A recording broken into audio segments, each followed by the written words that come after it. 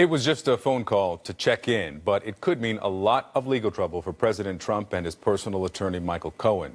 The Cohen's home and office, as you'll remember, were raided by the FBI this week after a referral by Robert Mueller. But could Cohen's corruption investigation be more harmful to the president than anything having to do with Mueller's investigation? Joining me now is Richard Painter, former White House ethics lawyer and currently teaches corporate law at the University of Minnesota. Mr. Painter, good morning to you. So a source tells CNN that President Trump called Michael Cohen just to check in. We now know that he's been under investigation for months. Both men involved in investigations. Clearly an ill-advised call. What are the potential problems here about this phone call?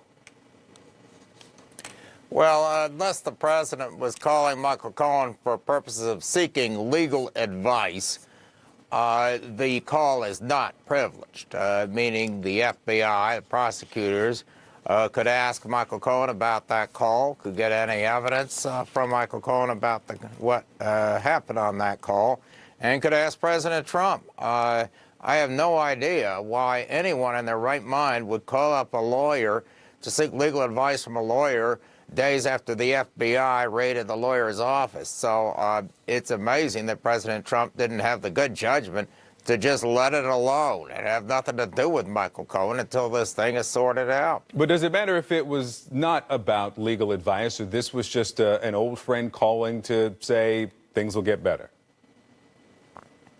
Well, he can do that, but the FBI may find out what was said in that call. Michael Cohen could, cut a plea deal with the prosecutors and tell them what happened in that phone call.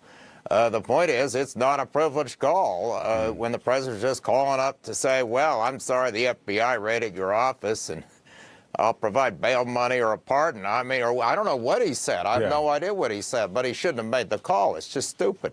All right, let's now to the Mueller investigation. CNN's Laura Jarrett is reporting that the Deputy Attorney General Rod Rosenstein has consulted with an ethics counselor, I should say, an ethics advisor within the Department of Justice about the Russia investigation and potential recusal. Of course, we know that part of the investigation is about obstruction of justice.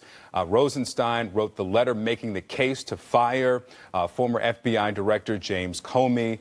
First, would you have expected, because Rosenstein could be a witness in this investigation, that he would have recused himself before now or will recuse himself soon? And what do you make of this consultation with the ethics advisor? No, this consultation is always a good idea, but this recusal argument is being pushed by far-right extremists. It doesn't make any sense. He is not going to be an attorney in any trial, and that's the rule. The witness rule says an attorney cannot be a lawyer at the trial as well as a witness. But a lawyer certainly can give advice to an entity. Corporate counsels all the time are in a situation where they may be called as a witness, but they could supervise an outside investigation.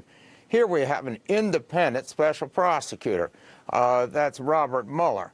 And Rod Rosenstein's role is not to get into the details of what Robert Mueller is doing. He approves indictments and a number of things. But I don't see any conflict at all. This is being contrived in order to try to attack Rosenstein so they can get him out and put someone else in who clearly does have a conflict, because what these people want to do is put someone in there who's going to shut down Robert Mueller, fire Robert Mueller, or constrain his investigation to the most narrow matters, and protect President Trump. So I don't think the whole ethics issue is being contrived, and he should, of course, talk to the ethics lawyers. But there is no conflict. That's just rubbish. You've heard the argument that he can't both be potentially a witness and to oversee the investigation. But we're short on time. I've got to move on to one more thing. President pardoned Scooter Libby yesterday, former chief of staff for former Vice President Dick Cheney, convicted of perjury in 2007. Now, the White House said of this simply that, and I'm reading from a quote of Kellyanne Conway, many people think that Scooter Libby was a victim of special counsel gone amok. White House says this has nothing to do with the current special counsel. What do you think? Was this a message they were trying to send? Was tried. Yeah, well, they're trying to send the message that perjury is okay. Scooter Libby was tried and convicted for perjury. That's not a special counsel going amok.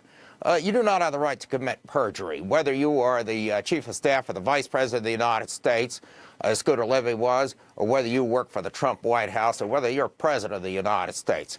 And the message here that's being sent by President Trump is that perjury is just fine so long as you do that. You lie under oath in order to protect your political superiors. Everybody had forgotten about the whole Scooter Libby episode, but President Trump wants to dig it up just to make sure that everybody in the Mueller investigation